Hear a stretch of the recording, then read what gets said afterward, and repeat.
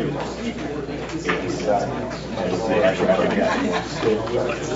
that. I remember when it got over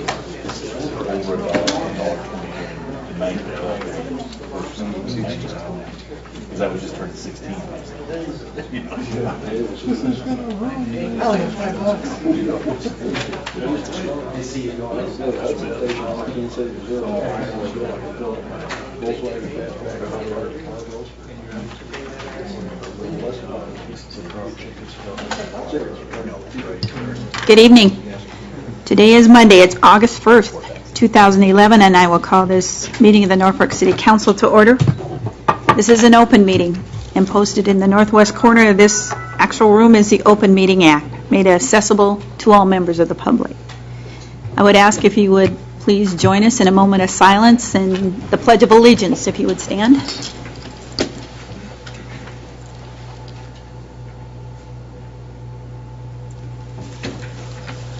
I pledge allegiance to the flag of the United States of America and to the republic for which it stands, one nation, under God, indivisible, with liberty and justice for all.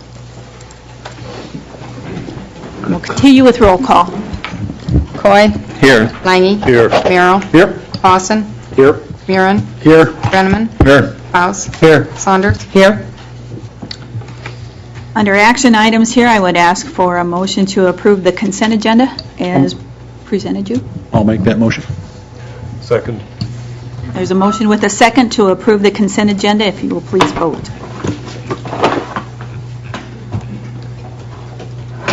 All council members voting in the affirmative. Next would be approval of the full agenda. If I could have a motion, please. So move, Your Honor. Second. I have a motion with a second to approve the full agenda. Again, if you will please vote. All council members voting in the affirmative. Okay. We'll move to special presentations then and look for a recreation update. Thank you, Your Honor. Well, this morning the mayor put her stamp of approval on the logo in the middle of the football field, and they were cutting that in this morning. Probably got her almost done, if not done today. It looks very, very snazzy, by the way. They got a large black N in the middle, and it's has a circle around there for the soccer part of it, but it looks really impressive when you sit in the bleachers and look down, and it is something I'm sure the community is going to be quite proud of. So we're making real nice progress on the football field. They're going to start to put down the rubber infill within the next 10 days and have that piece of the project pretty much done. Major portion of the concrete on the north parking lot is nearing completion, so there will be some hard surface parking down there available, we think, the way it looks, and they're getting the grades ready for the south part of the south parking lot, south of the armory there, today and throughout this week, and we're going to begin pouring that concrete soon as well. So with that said, I think we'll have a little bit of parking down there, weather permitting. However, as I remind the council and mostly the community every update that it will be an active construction zone, and we just ask for your patience and your consideration as we start to attend football games there this fall.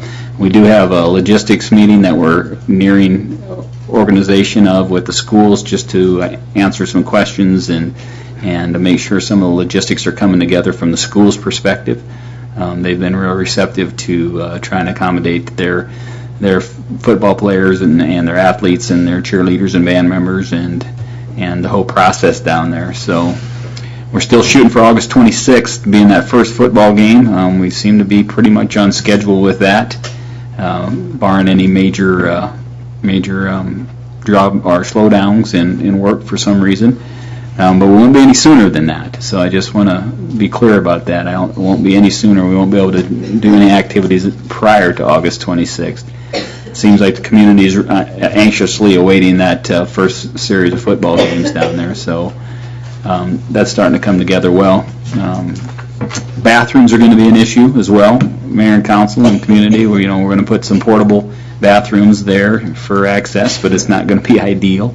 There's just a change. So again, we just appreciate the patience the community has with it. But I'm sure they're going to be very well impressed with the look of the field, and the bleachers are coming together nicely.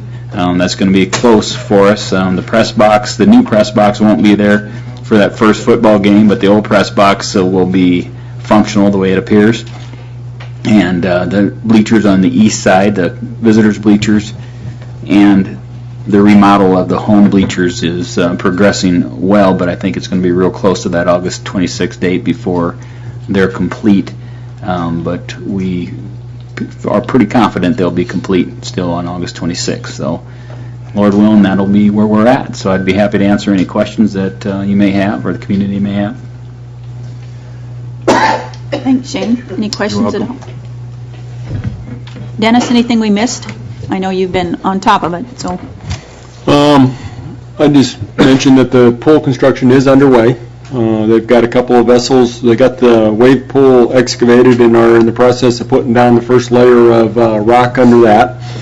The multi-use facility, the restrooms, locker rooms, bathhouse, that has been excavated, and they're also putting down the first layer of material under there, and they continue to excavate on the other facility, and all things seem to be on schedule and on go. Okay. We'll see a little demolition, I think, toward the end of this week on a baseball stadium and an old swimming pool. All right. Any questions at all, Council? Okay. Thanks. Anyone in the audience that had a question or? No? Okay. All right. Then we will move on and look at public hearings. Public hearing to receive comments regarding amending the city's budget for the fiscal year ending September 30th, 2011 to increase the budgeted expenditures and appropriating additional monies needed. I will open the public hearing, and I will look to Randy to give us some detail here. Yes, Your Honor. This isn't something we have to do very often, but statutes require us whenever the total non-proprietary budgeted expenditures, which is our expenditures outside of the water, sewer, and solid waste funds, exceed what we had budgeted for those expenditures, we have to hold a hearing to amend the budget, and we have to do that before the end of the fiscal year. We had a number of things that are incorporated into this budget amendment, but the lion's share of it is the new rec facilities that were approved by the voters on November 2nd. The other items are some bond refundings that also increased our expenditures. This year, that $16.4 million was definitely a big increase in expenditures over budget, and it wasn't something that a lot of years will have individual items that are more than your budget, but you've got other things that are under budget and they're more than offset. This year, that's such a huge item, it does require an amendment of the budget, and we might have had to do that anyway for those refundings we had, the 4 refunding bonds. So we also incorporated in this budget amendment this cost related to the Supertel purchase. As I said, the $16.4 million bond issue approved by voters on November 2nd is the lion's share of this budget amendment. That's reflected in several different funds. Capital Project Fund is where the proceeds of that debt shows, and we're also projecting about $7.2 million of that to be spent in this current fiscal year, with the remainder to be spent next fiscal year. In addition to that, we had professional fees related to the bond issuance of $181,000 that are reflected in the Capital Projects Fund. The other big side of those rec facilities and the rec facility bond is how we're going to pay it off, which was occupation tax. And that's reflected in the debt service fund portion of the budget. We amended that to show $823,000 of occupation tax in this fiscal year that's being amended. And we also show the first payment on those bonds of about $255,000 was made June 15th. And in there we have the $16,000 of professional fees that are the 2% administration fees for our cost in collecting this tax, and that shows up on the other side in the general fund and increased admin fee revenues. So that's the lion's share of the amendments. As I indicated, we also had 4 bond issues that we called. 2 small ones we paid for out of cash, and 2 larger ones we paid for with the refunding bond issue. With the 2002 and 2003 GO flood control bonds were refunded on May 10th for a net present value savings of $127,000. In the debt service fund, that increased our proceeds of debt by $2,005,000. Other professional fees by about $25,000 for the issuance cost, and of course we had reflect the payment of those called bonds, and that's $2 million increase in principal, and the net effect of the lower interest rates on those bonds was to decrease interest by $12,000. And as I indicated, we also paid a couple bond issues from cash. Those were the 2003 public safety tax anticipation bonds, which we called and paid, resulting in a $7,000 increase in interest expense over the next several years. But in the current year, that increased debt service principal by $125,000. We also called and paid from cash the 2005 various purpose bond issue for an interest savings of about $31,000 over 5 years. We increased transfers from the debt service fund by $88,000 into the special assessment fund for that bond issue, and then paid that $280,000 of bonds out of there. And that also resulted in a decrease in interest of $4,000 in the current year's budget. And finally, we reflected in this year's budget changed the unspecified capital outlay of $400,000 for council priority projects to $400,000 for costs related to the Supertel building that are reflected in admin buildings and improvements. So the total impact of all those changes is about a $19 million increase in our budget. Like I said, the lion's share of that is the rec bonds. And answer any questions. A lot of information there, Randy. Thanks. Any questions? Anyone? Okay, so you're hearing none then? I will close the public hearing. And then ask us to look at consideration of ordinance number 5171, amending appropriations made by ordinance number 5132 to increase the appropriations for fiscal year ending September 30th, 2011. I move approval of ordinance 5171. Second. A motion with a second for approval. Any discussion at all? If not, short title. An ordinance of the City of Norfolk, Nebraska to amend the appropriation made by ordinance number 5132 to reflect the budget as amended by the Mayor and Council for the fiscal year ending September 30, 2011, and providing when this ordinance shall be in full force and effect, and providing for publication of this ordinance in pamphlet form.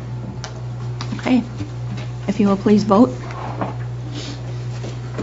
All council members voting in the affirmative, ordinance 5171 carries on first reading. Your Honor, I would move to suspend the rules and pass ordinance 5171 on second and third reading. Okay, you heard the motion with a second to suspend the ruling. Any discussion? If not, again, if you will please vote. All council members voting in the affirmative, ordinance 5171 carries on second and third. All right, next is a public hearing to consider adjusting the ward and the precinct boundary lines for the City of Norfolk using the 2010 census data. I will open the public hearing. Beth? There's not a whole lot to talk. I guess I'll answer questions, but the wards and precincts were adjusted to be as equal as possible in population. 2010 census population for Norfolk was 24,210. Ward 1, I was able to get the population to 6,049. Ward 2, 6,056. Ward 3, 6,060. And Ward 4, 6,045. And then within each ward, then I adjusted the three precincts to get as close to population as possible. Wards 3 and 4. Let's see if we can get that up now. have the map, Dennis? Yeah, it's on my screen.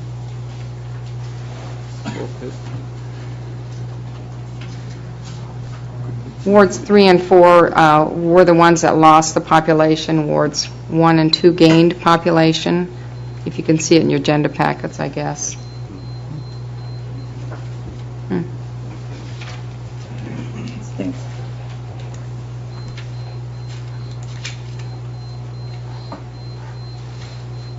Anyway, Ward 3 gained population north of Norfolk Avenue, and Ward 2 lost it there, of course.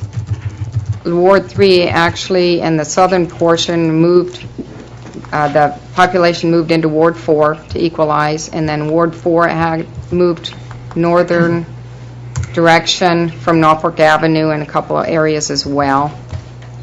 And then I did adjust the lines as much as possible to follow major arterial roads. There we go. As well as the precinct lines.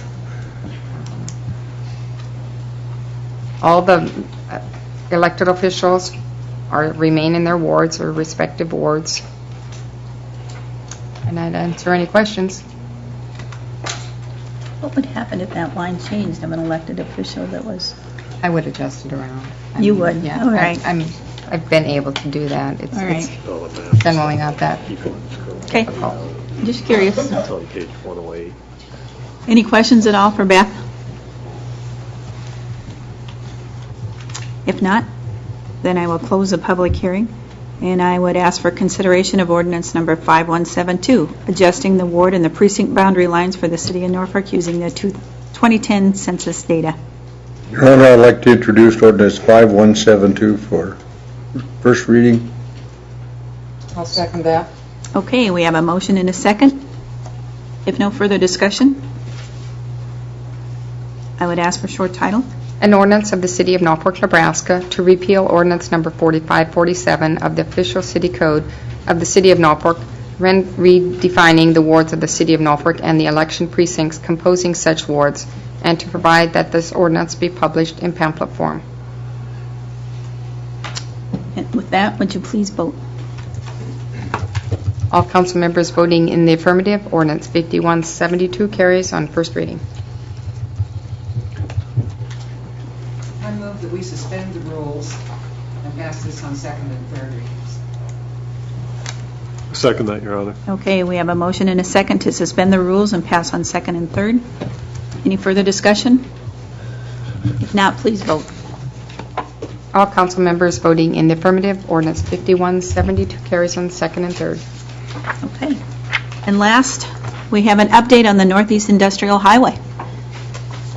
Who gets to begin this? I hear this is good news, so. I'll start. We have Dick Johnson, Madison County Highway Superintendent here, and Mark Manelli, the design engineer for this, that can fill in any of the blanks that I may have trouble with. But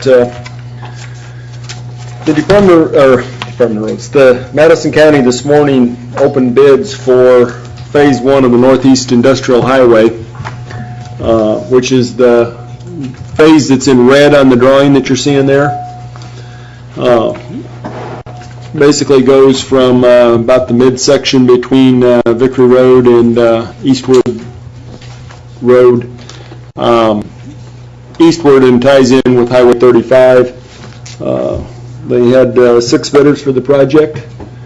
The apparent low bidder was Paulson Inc. from Cozad, Nebraska.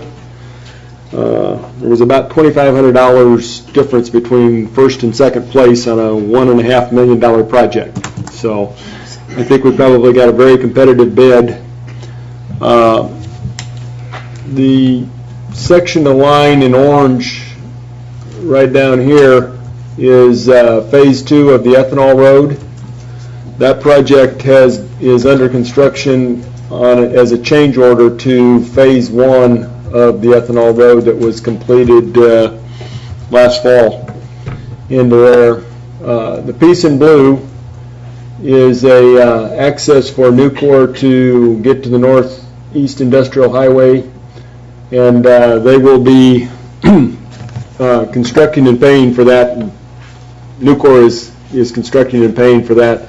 It's my understanding that they will be holding a bid letting later this week for that project, or at least a portion of that project. So the contractors, Paulson has indicated that they'll start some work on phase one of that project this fall, with completion estimated in the May-June timeframe of phase one. I would think that the Ethanol Road phase two should be constructed in that same timeframe if they're beginning construction now. So with that, I'd answer any questions that you might have, or ask our folks visiting to answer any questions that I can't. Gentlemen, certainly have the floor if you have anything to add. Dennis, Dennis, I guess I had a question. The intent is the lion's share of the traffic from the ethanol plant will go to the east then, and then enter the north instead of sending the traffic to Victory Road. Is that the intent? I'm not sure how that traffic will flow. I don't know that we're really dictating anything. I think probably the key to the ethanol traffic, to get a lot of that out of town, is getting the Northeast Industrial Road finished on over to Highway 81.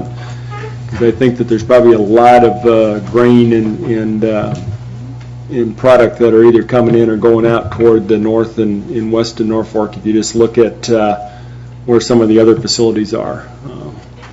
Columbus has got a huge demand for grain to the south.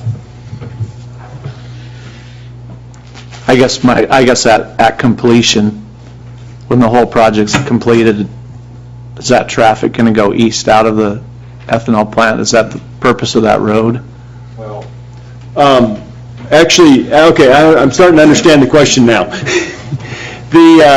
On that green phase, there'll be a viaduct built over the top of the railroad tracks. And those railroad tracks are so close to Victory Road that you can't get the landing back down to hit Victory Road. So this ethanol road phase 1 and 2 are the connection from Victory Road up to the Northeast Industrial Highway.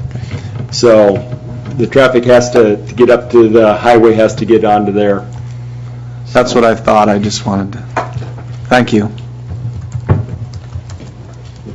Anyone else have questions? You were. Good. Yeah. I tell you what, I'm just here to pick up your check. What check? Yeah, it's in the mail. Oh, okay. Don't worry about it. Well, Dennis gave a good accounting. Just to fill you in a little bit. Here we go. Phase 3 begins at where phase 1 ends and goes west over to First Street. And phase 2 goes from First Street over to Highway 81, so they're numbered 1, 3, 2. But anyway, we're getting going on the design phase for phase 3, which would be the middle 2 miles. We'd like to, if we can, get the dirt for the viaduct in this fall and give it a chance to sit over the winter and kind of settle down. So that's kind of what we're going to be concentrating on next.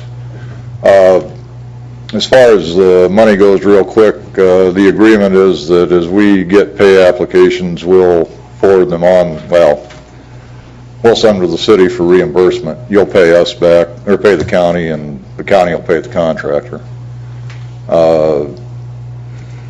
And the $1.5 million, of course, the first $1 million is Stanton County's, or $1 million of it is Stanton County's, and then you guys will kick in later on probably.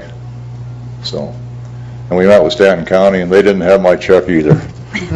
So, but that's kind of it in a nutshell. It's been a long haul, but I think we're finally going to get something built. I think you're right. Thanks, I'm glad you're here. Dick, you said you're anticipating completion May, June of 2012? The completion date is May 31st per the contractor's proposal. Okay. Basically, they've got 80 working days, and he his proposal, I think that was the one that said start in the fall of 2011. So, I guess what I would anticipate is probably get the dirt work done this fall and then pick it up in the spring to do the paving. Unless we have a real nice winter. But At the completion, Dennis, can you shift that back to phase one further? After completion, then will the road that goes north-south there that intersects on this, will that be open or closed, or what happens with that? Eastwood? Yeah. This one here? That'll remain open. Okay. We've got to do that to serve people that live along there. There'll be stops, Eastwood will stop, or there'll be stop signs at the intersection with the Northeast Industrial Highway. Okay. At what point will Nucor Road Stop at New, be closed? or do we know? What's that? Where would it stop at the Nucor property then? Does it still run around and run through their plant area in the end or not? Well, Nucor at some point is going to have to come to the counties and request that the existing Nucor road be closed, basically along where Dennis has got the pointer, back west of the railroad tracks somewhere. I can't remember where right offhand. And then east, we'll have to do something to take care of that trucking outfit and MPPD substation for access. But my guess would be when the project gets going and gets underway, they'll apply for to go through the process of vacating the county road. I guess ideally, if it is going to get vacated, I'd like to have it done just about a week or two after we open traffic on the main line. Part of that will also depend on Nucor getting their half mile done. Thank you. Thank you. Okay.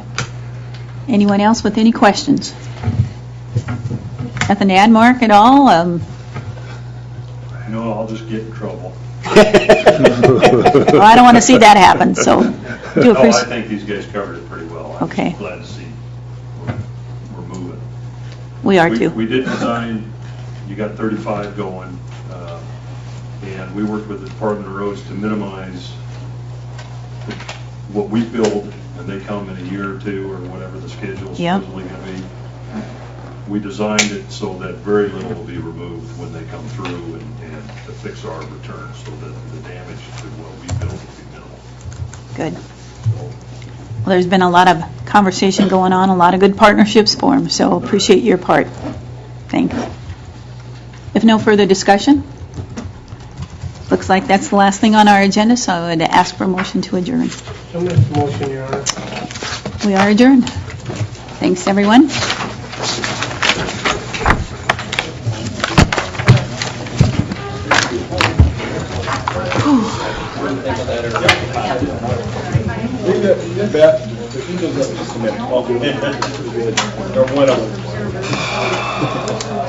The only thing is I don't have a seal.